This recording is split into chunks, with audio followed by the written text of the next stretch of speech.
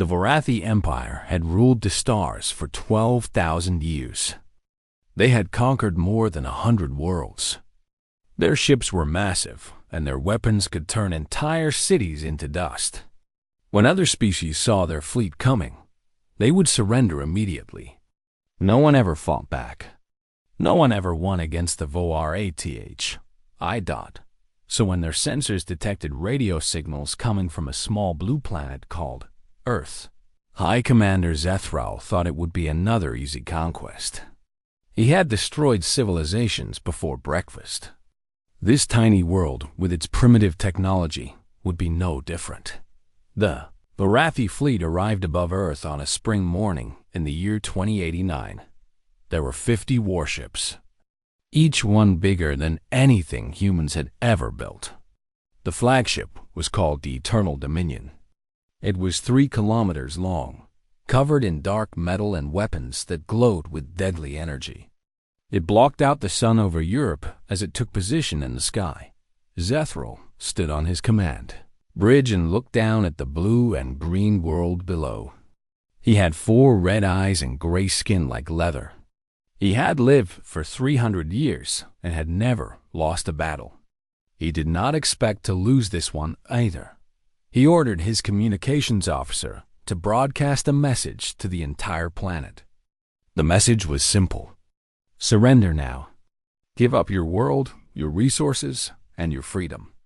Become slaves of the Vorathi Empire, or be destroyed completely. They had 72 hours to decide. The message played on every television, every radio, every phone on. People stopped in the streets and looked up at the massive ships blocking their sky. Some cried. Some prayed. Some ran to be with their families. But at the United Earth Defense Council headquarters in Geneva, Admiral Karen Mitchell did not cry or pray or run. She stood at the window of the command center and watched the alien ships with calm eyes. She was 53 years old, with gray hair cut short and a face that had seen many battles. She had fought in 3 wars before this one. She had lost friends and soldiers under her command. She knew what fear felt like, and she had learned long ago that fear was just another enemy to defeat. General Luke Hoffman stood beside her. He was a big man with a thick beard and hands that could crush stone. He commanded all the ground forces on Earth. He looked worried, but not afraid. Their ships are bigger than anything we have, he said. Our weapons might not even scratch their shields. Karen nodded slowly. Maybe not, but I've been reading the intelligence reports. Do you know what they expect us to do? Surrender, Luke said. Exactly. Every species they've ever met has surrendered. They show up with their big ships and their scary weapons. They make threats, and everyone gives up. Karen turned away from the window and looked at her old friend. They've never met humans before. Dr. Nina Vasquez rushed into the room. She was young, only 32, but she was the best language expert on Earth. She had spent the last 3 hours studying the Vorathi transmission. I've analyzed their message, she said. It's not just a threat. It's a script. They've used almost the exact same words on dozens of other worlds. They don't even consider that we might say no. Karen smiled. It was not a nice smile. Then let's give them something they've never heard before. Open a channel to their flagship. The communications officer looked nervous, but he did as ordered. A few seconds later, the face of High Commander Zethral appeared on the main screen. He was even more frightening up close. His 4 red eyes seemed to glow with ancient power. His voice was deep and cold. You wish to discuss the terms of your surrender, he said. It was not a question. Karen stepped forward, so she was directly in front of the camera. Actually, Commander, I wanted to welcome you to our solar system. I hope the trip wasn't too long. Zethral's eyes narrowed. This was not how conquered species spoke. You have 72 hours to comply with our demands. After that, we will begin the destruction of your cities. I heard your message, Karen said. Very impressive. Lots of big words about doom and annihilation. But I have a question for you. The alien commander was silent for a moment. No one had ever responded to his ultimatum with questions. Speak. Karen clasped her hands behind her back. Have you ever studied Earth's history? Do you know anything about the people you're threatening? We know enough. Your species is young, violent, and primitive. You fight among yourselves constantly. You are no threat to the Empire. You're right that we're violent, Karen agreed. We fought wars that killed millions of our own people. We've built weapons that could destroy our entire planet.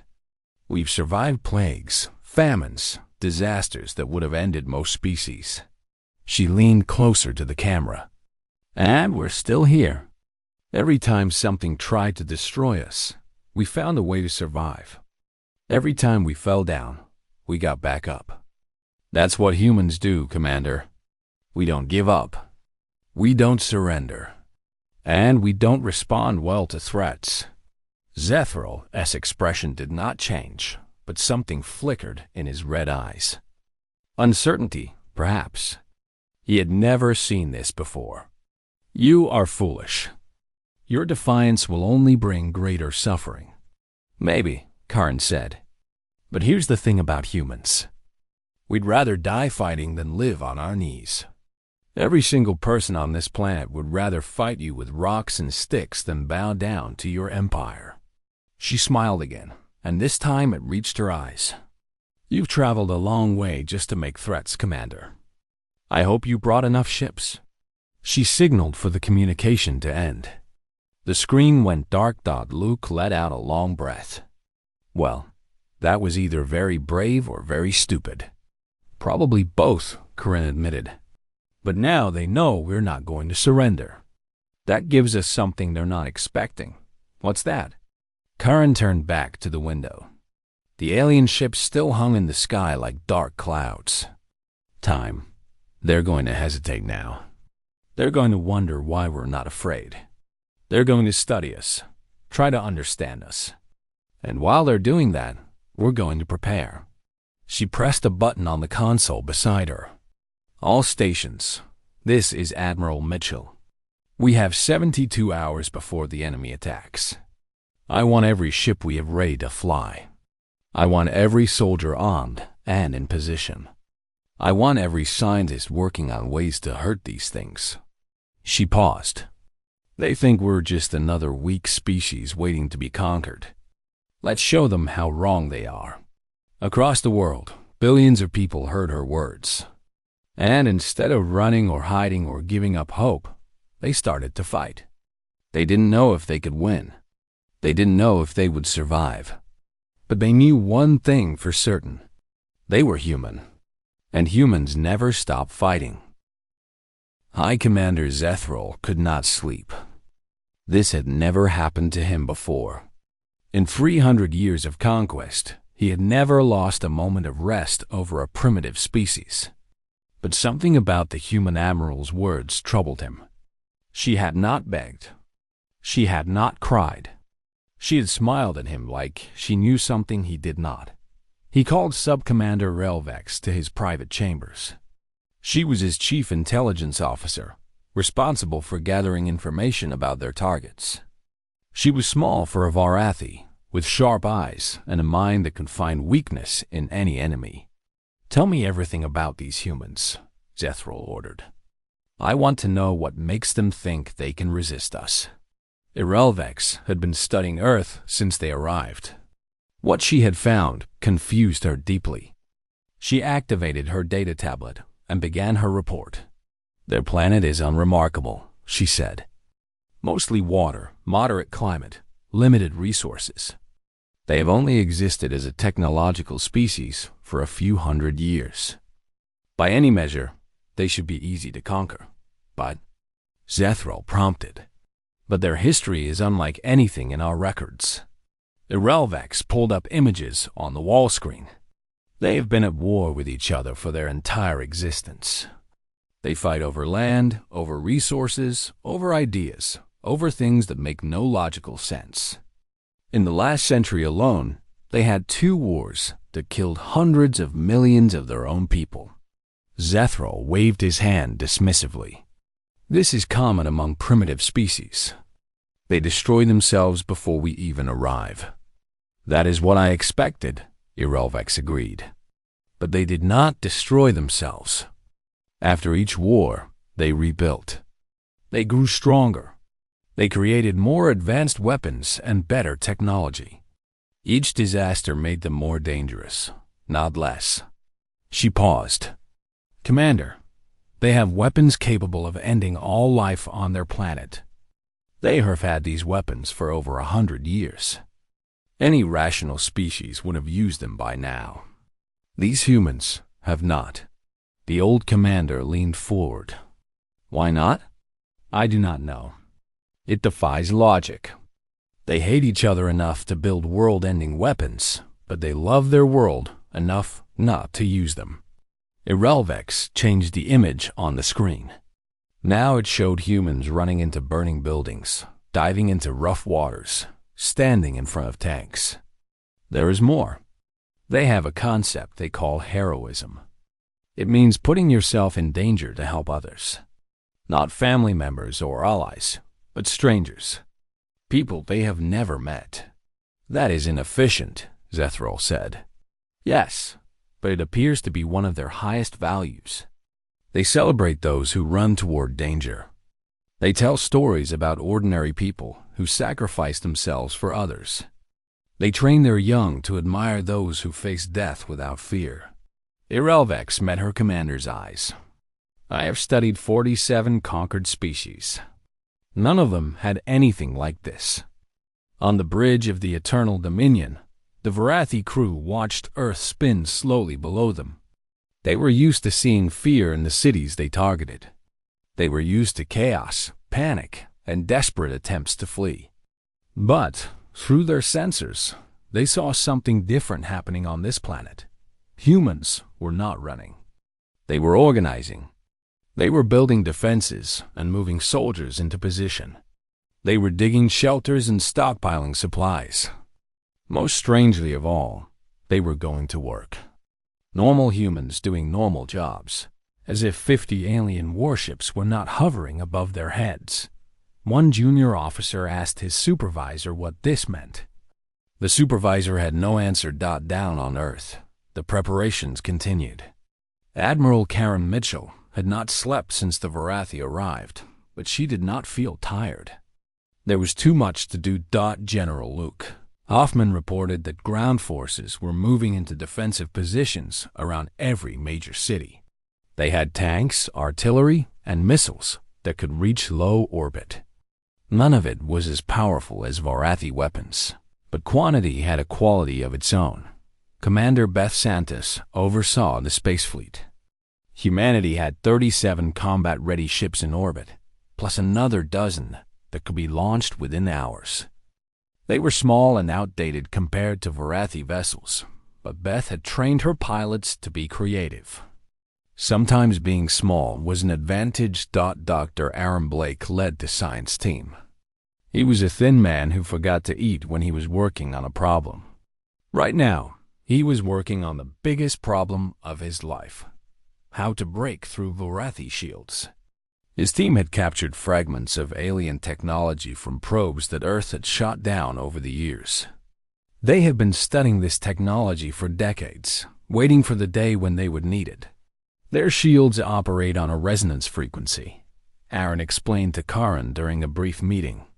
If we can find the right counter frequency, we might be able to punch through. The problem is that every ship has a slightly different frequency. We would need to adapt in real time during combat. Can you do it? Karen asked. I don't know yet, but I'll either figure it out or die trying. Karen put her hand on his shoulder. That's the most human thing you could have said. Meanwhile, ordinary citizens prepared in their own ways. A retired schoolteacher named Gloria Mendez organized her neighborhood into a defense group. They collected supplies, learned basic first aid, and practiced with whatever weapons they had. Gloria had survived 3 wars in her lifetime. She was not going to hide from a fourth. A young man named Cody Wells sat in his grandmother's basement, surrounded by electronic equipment he had built himself. He was only 17, but he understood radio signals better than most professionals. He spent his nights scanning Vorathi communications, looking for any weakness he could exploit. In a small town in Kansas, a physics teacher named Martin Cole gathered his students for an after-school project. They were going to calculate the exact energy output of Vorathi weapons. Martin believed that everything in the universe followed rules. If they could understand the rules, they could find a way to win. As the 72 hours ticked down, High Commander Zethral grew increasingly uncomfortable. His intelligence reports showed a species that should be terrified. Instead, they were preparing to fight. They knew they were outmatched. They knew they would probably lose. And they were doing it anyway. He called Irelvex one more time. "Is there any record of a species behaving this way before?" She shook her head. "No, Commander. In 12,000 years of conquest, every species has responded to our ultimatum with fear or surrender. Humans are the first to respond with excitement." "Excitement?" "Yes, Commander. Based on their communications, many of them seem almost eager for the fight. They speak of this as an opportunity to prove themselves, to show the galaxy what humans can do." Irelvex hesitated before continuing. "Commander, I recommend caution. This species is unpredictable. They do not behave rationally, and history shows that their greatest achievements come when they are facing impossible odds." Zethral dismissed her words. He had conquered too many worlds to fear a single primitive species. But as he watched the blue planet turning below him, he felt something he had not felt in centuries. It was small and unfamiliar, like a cold wind blowing through a crack in a wall. He did not recognize it as the beginning of doubt. The 72 hours ended at midnight. Across Earth, people stopped what they were doing and looked up at the sky. Some held their breath. Some held their loved ones. But almost no one ran. They had made their choice, and they would face whatever came next together. High Commander Zethral stood on the bridge of the Eternal Dominion and gave the order he had given countless times before. "Begin the demonstration strike. Show them what happens to those who defy the Empire." He chose a small coastal city on the Mediterranean Sea. It was not a military target. It was just a place where ordinary people lived ordinary lives. The Vorathi did not care about military targets. They cared about fear. They wanted Earth to see what would happen if they continued to resist. A single destroyer moved into position above the city. Its main weapon powered up, glowing with blue energy that could be seen from hundreds of kilometers away. Millions of humans watched the light grow brighter and brighter. This was the moment when everything would change. The weapon fired. A beam of pure destruction shot down from the sky, cutting through the atmosphere like a knife through paper. It should have turned the city into glass and ash. It should have killed everyone within 50 kilometers. It should have broken humanity's spirit, but when the light faded, the city still stood. Zethral stared at the view screen in disbelief. What happened? Why is the city not destroyed? His weapons officer checked his console frantically. "The beam was deflected, Commander. They have some kind of shield technology. It should not be possible. Their technology is centuries behind ours." On Earth, Dr. Aaron Blake collapsed into his chair, shaking with relief and exhaustion. He had done it. Working without sleep for 3 days straight, he had cracked the Vorathi shield frequency. And using that knowledge, his team had built a counter-shield that could absorb and redirect enemy energy weapons. It worked, he breathed. It actually worked. Admiral Karen Mitchell allowed herself one moment of satisfaction before getting back to business. "All stations, this is Admiral Mitchell. Their first strike failed. Now it's our turn." She took a deep breath. All ships, all ground forces, all defensive platforms. Engage the enemy. Commander Beth Santos led the first attack wave from the orbital station called Horizon's Edge. She had 42 pilots under her command, flying ships that were held together with spare parts and determination. Every one of them had volunteered for this mission. Every one of them knew they might not come back. Beth opened the channel to her squadron. Listen up, everyone. Our ships are slower than theirs. Our weapons are weaker. Our shields won't hold for long. But we have something they don't have. She paused. We're fighting for our home, for our families, for every human who ever lived and every human who ever will live. Today, we show the galaxy what that means. Her squadron launched from the station in perfect formation.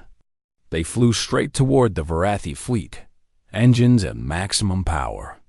The alien ships turned their weapons on this tiny human force, expecting an easy victory. They were wrong. Beth had trained her pilots for years in unconventional tactics. While Varathi ships followed strict military formations, human ships darted and weaved through space like angry insects. They flew into blind spots that the aliens had never bothered to defend. They worked in pairs, drawing enemy fire while their partners attacked from unexpected angles. The first Varathi destroyer fell when 3 human ships coordinated a simultaneous attack on its engine section. The explosion lit up the night sky over Asia, and billions of humans cheered. On the ground, the battle was even more chaotic. Varathi landing parties touched down in major cities, expecting to face frightened civilians and overwhelmed police forces. Instead, they found a planet that had spent 72 hours preparing for war. In Chicago, a group of neighbors led by Gloria Mendez ambushed a Varathi patrol in the streets of their suburb. They had hunting rifles, homemade explosives, and decades of action movies as their tactical training. The aliens were bigger, stronger, and better armed. But they had never fought humans before. Gloria was 63 years old. She had bad knees and reading glasses. But when she saw the alien soldiers marching down her street, something woke up inside her. A fury she had not felt in decades. A determination that came from deep in her bones. "This is our home," she said to her neighbors, her voice steady and strong. "We were born here. We raised our children here.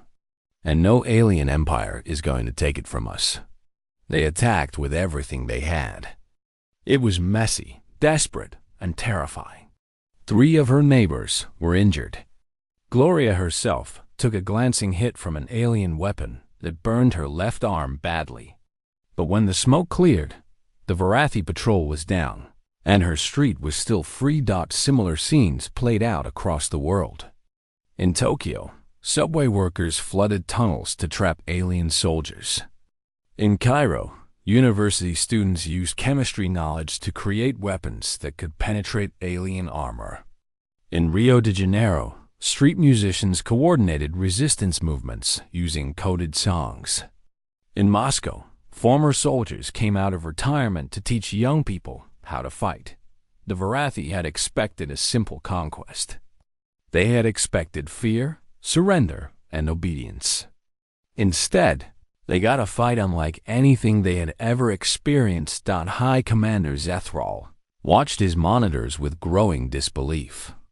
His landing parties were being pushed back. His destroyers were being damaged by ships 1/10 their size. His intelligence reports had completely failed to predict this level of resistance. "How is this possible?" he demanded. "They are primitives. They should be dead by now." Iralvak stood beside him, watching the same data. She had warned him that humans were unpredictable. She had warned him that they did not behave rationally. Now she could only observe as her warnings proved true. "Commander," she said quietly, "I believe we underestimated them." "Underestimated?" Zethral's voice rose with anger. "The Varathi Empire does not underestimate anyone. We have conquered 100 worlds. We have destroyed civilizations that were 1,000 years more advanced than these creatures. Yes, Commander.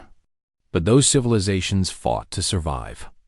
These humans, Irelvex, searched for the right words. They fight because they want to.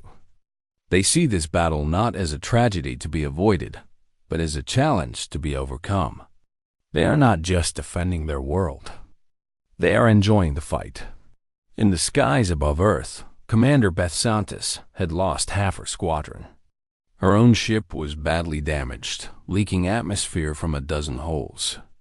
Her co-pilot was unconscious, and her navigation system was dead. But she was still flying, still fighting, still pushing her broken ship toward the enemy. She saw a gap in the Vorathi formation where a wounded destroyer had fallen back. If she could get through that gap, she could reach the flagship. She could hit them where it hurt most. All pilots, she broadcast, her voice crackling through damaged speakers. I'm going for the flagship. Anyone who can still fly, follow me. Only 3 ships responded. It was not enough. It could never be enough. But Beth pointed her broken ship at the Eternal Dominion and pushed her engines to full power. Humans did not know how to quit. It was their greatest weakness and their greatest strength. 3 weeks had passed since the first battle. The war had spread across the entire planet and into the space around it. Cities were damaged. Millions of people had been displaced. The cost in human lives was terrible, far worse than any war Earth had fought before. But humanity was still fighting. And slowly, impossibly, they were starting to win. High Commander Zethril sat alone in his command chamber, surrounded by reports that made no sense. He had requested reinforcements from the Vorathi homeworld, something he had never done in 3 centuries of conquest. The response from the council had been shock and disbelief. Explain yourself, the council demanded through the long-range communication. You have 50 warships. They are a pre-warp civilization. How can you possibly need reinforcements? Zethril did not know how to answer. He did not understand it himself. His fleet still had more firepower than the entire human military. His ships were still faster, stronger, and more advanced. But every day, his losses grew while human resistance only seemed to increase. They do not fight like other species, he said finally. When we kill their leaders, new leaders appear immediately. When we destroy their weapons, they build new ones from salvage and scrap. When we win a battle, they treat it as a temporary setback and attack again the next day. He paused, struggling with words that felt strange in his mouth. They are not afraid of us. They should be terrified, but instead they seem motivated. The council was silent for a long moment. In 12,000 years of expansion, the Vorathi Empire had never faced this situation. They had no tactics for fighting an enemy who refused to be afraid. On Earth, Admiral Karen Mitchell held a strategy meeting in the underground command center beneath the Rocky Mountains. The original Geneva headquarters had been destroyed in the 2nd week of fighting. Now they operated from bunkers and hidden bases spread across the globe, connected by secure communication lines that the Vorathi could not jam. Colonel Danny Price gave the ground forces report. He looked tired but determined. We've established guerrilla networks on every continent. The aliens control most major cities during the day, but we take them back every night. They can't hold territory because they don't have enough troops to occupy a planet this large. Commander Beth Santos was there too, though she now commanded from the surface after her ship was destroyed. She had survived her attack on the Vorathi flagship, crashing her damaged vessel into a Vorathi destroyer and somehow walking away from the wreckage. Her left eye was covered with a patch now, but her remaining eye burned with the same fire as before. Space forces have reorganized, she reported. We've lost 60% of our original fleet, but production facilities are building replacements faster than we expected. Volunteers are lining up to become pilots. We actually have more people than ships now. Dr. Aaron Blake had good news for the first time in weeks. We've completed analysis of captured Varathi technology. Their shields, weapons, and engines all use similar power sources. If we can disrupt that power source, we can disable entire ships at once. He pulled up diagrams on the main screen. I need more time to develop a weapon that can do this, but it's possible. It's actually possible. The breakthrough they needed came from an unexpected source. Cody Wells, the 17-year-old who had been monitoring Varathi communications from his grandmother's basement, made a discovery that would change everything. He burst into the command center 3 days later. Escorted by military personnel who had no idea what to do with a teenager claiming he had found a way to win the war, Karen Mitchell agreed to see him personally. "Show me what you found," she said. Cody was nervous but excited. He had not slept in days, and his hands shook as he connected his equipment to the command center systems. "I've been listening to their communications for weeks," he explained. "They use a neural interface to coordinate their forces. Every soldier, every pilot, every commander is linked through these implants in their heads." "We knew that," Danny said. "What's new?" "The implants are sensitive to certain frequencies." Cody pulled up a waveform on the screen. Specifically, frequencies in the range of human music. When I broadcast Earth radio stations at their ships, their communications became garbled. They started making mistakes. Some of their soldiers reported severe headaches. Beth leaned forward. "You're saying we can hurt them with music?" "Not just hurt them. Disable them." Cody's eyes were bright with excitement. "If we broadcast at the right frequency with enough power, we can create a feedback loop in their neural implants. It won't kill them, but it will give them the worst migraine they've ever experienced. They won't be able to think, let alone fight." Karen looked at Aaron. "Is this possible?" Aaron studied Cody's data for several minutes. Then he started to laugh, a sound that none of them had heard in weeks. "It's not just possible. It's brilliant. This kid figured out something our entire science division missed." He clapped Cody on the shoulder. "The frequency he identified corresponds to a harmonic resonance in their implant design. It's a fundamental flaw in their technology.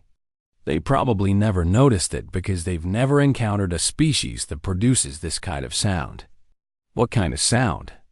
Beth asked. "Drums," Cody said, grinning. "Heavy percussion. Bass guitars. Anything with a strong rhythmic beat." He paused. "Basically, rock and roll." For the first time in weeks, laughter filled the command center. It was absurd. It was ridiculous. And it was exactly the kind of crazy plan that humans loved. Karen wiped tears from her eyes and composed herself. "All right, here's what we're going to do. I want every radio station on Earth broadcasting at maximum power.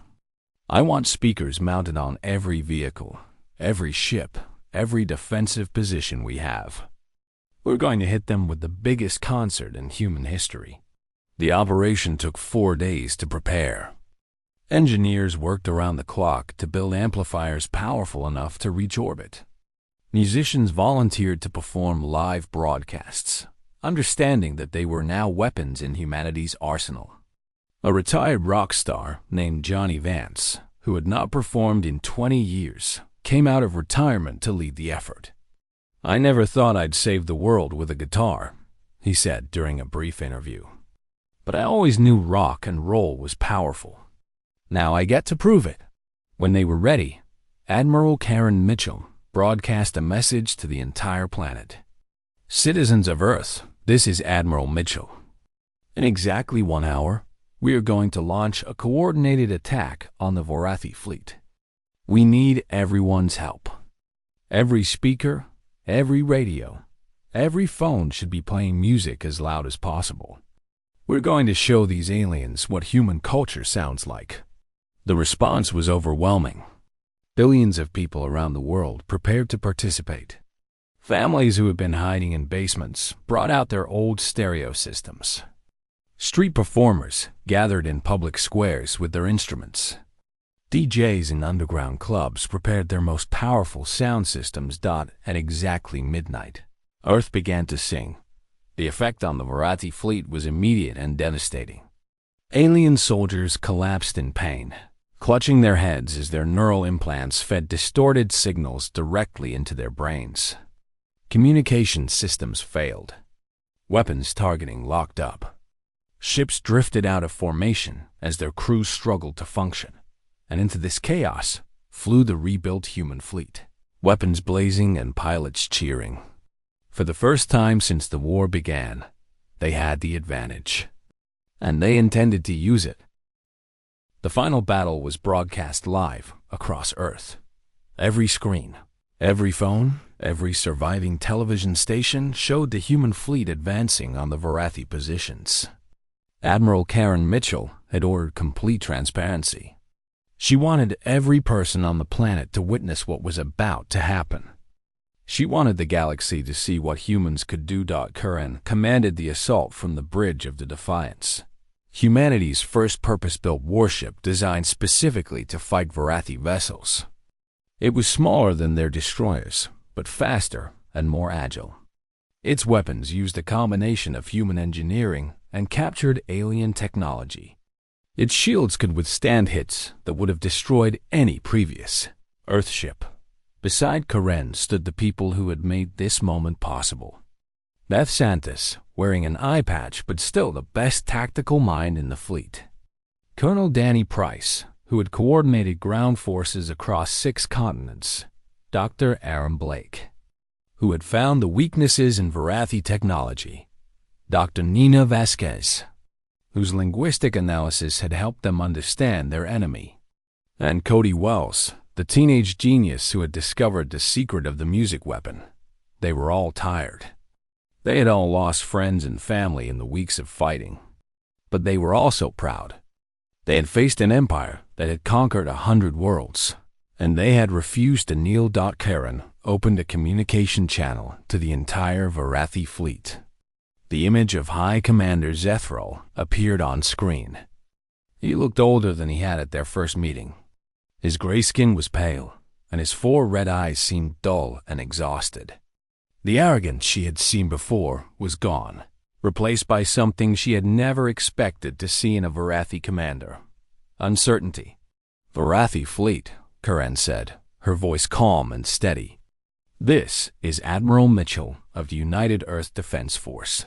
You came to our world with threats and ultimatums. You expected us to bow. You expected us to break." She leaned forward, and her words became cold and sharp. "You were wrong." Zethral stared at her through the screen. "You cannot defeat us. Even wounded, our fleet still has more firepower than your entire species." "Maybe," Karen acknowledged. "But firepower isn't everything. You have weapons, but we have will. You have ships, but we have spirit.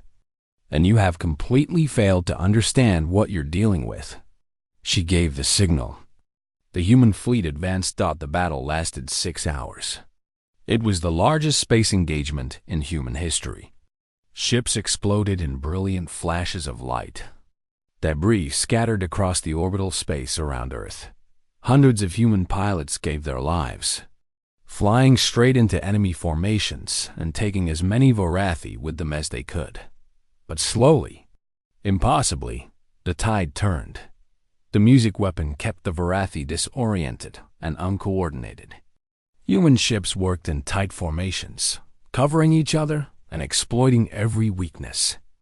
Ground-based railguns fired in continuous volleys, overwhelming enemy shields through sheer volume. One by one, the Variety destroyers fell. Some were destroyed outright. Others were disabled and captured by boarding parties. The rest began to retreat, moving away from Earth toward open space. Finally, only the Eternal Dominion remained, surrounded by human ships with weapons pointed at its hull. Its shields had failed. Its weapons were silent. High Commander Zethro, who had never lost a battle in 300 years, gave the order he never thought he would give. Ceasefire. We surrender. The words echoed across every communication channel in both fleets. On Earth, billions of people heard them and began to celebrate. They had done it. Against all odds, against all logic, against an enemy that had conquered 100 worlds. They had won. Karen transported over to the Varathi flagship with a small security team. She found Zethral waiting in his command chamber, standing among the ruins of his empire's reputation. He seemed diminished somehow, as if his defeat had taken something essential from him. How? He asked. It was a simple question that contained 1,000 others. Your technology was inferior. Your experience was minimal. Your forces were outnumbered at every engagement. How did you defeat us? Karen considered the question carefully. She thought about Gloria Mendez, the retired teacher who had led her neighbors against alien soldiers with hunting rifles and courage. She thought about Cody Wells in his grandmother's basement, discovering secrets that professional scientists had missed. She thought about Beth Santos flying her broken ship into enemy destroyers without hesitation. She thought about every ordinary human who had become a hero simply because giving up was not an option. You made a mistake, she said finally. You studied our history, but you didn't understand it. You saw our wars and our weapons and thought we were just another violent primitive species. But you missed the most important thing about humans. And what is that? Karen walked to the viewport and looked out at Earth, hanging blue and beautiful against the stars. Her home, the planet she had fought to protect. The world that had produced countless generations of stubborn, irrational, magnificent human beings. We don't fight because we think we'll win, she said. We fight because the alternative is unacceptable. We fight because giving up isn't in our nature. We fight because we're too stubborn, too proud, and too human to do anything else. She turned back to face the defeated commander. You tried to threaten us into submission. You thought fear would make us surrender. But here's what you failed to understand. We've been afraid before. We faced extinction before. And every single time, we've looked at the odds, looked at the danger, looked at everything that could go wrong, and we've chosen to fight anyway. Zethro was silent for a long moment. When he spoke, his voice was quiet and thoughtful. The Empire will remember this. They will remember that a primitive species with inferior technology defeated the greatest military force in the galaxy. Good, Karen replied. Make sure they remember it well. Tell them about the teacher who fought aliens with a hunting rifle. Tell them about the teenager who brought down warships with rock music. Tell them about the pilots who flew into certain death and never hesitated. She met his crimson eyes without flinching. And tell them that if anyone else comes to our world with threats, they'll get the same answer we gave you. In the years that followed, humanity took its place among the stars. They built ships that could cross galaxies. They established colonies on distant worlds. They met other species who had been conquered by the Varathi and helped them rebuild their civilizations. They were not conquerors themselves. They were something the galaxy had never seen before, a species that fought for others as fiercely as they fought for themselves. The Varathi Empire, humbled but not destroyed, eventually became unlikely allies. They learned that there were other ways to be strong besides military conquest. They learned that courage was more powerful than weapons. They learned that the strangest species they had ever encountered was also the most valuable friend they could ever have. And throughout the galaxy, a new saying emerged among the spacefaring civilizations: never threaten a human. They'll either ignore you or prove you wrong, and you won't like either option. Admiral Karen Mitchell lived long enough to see humanity's first ships depart for other galaxies.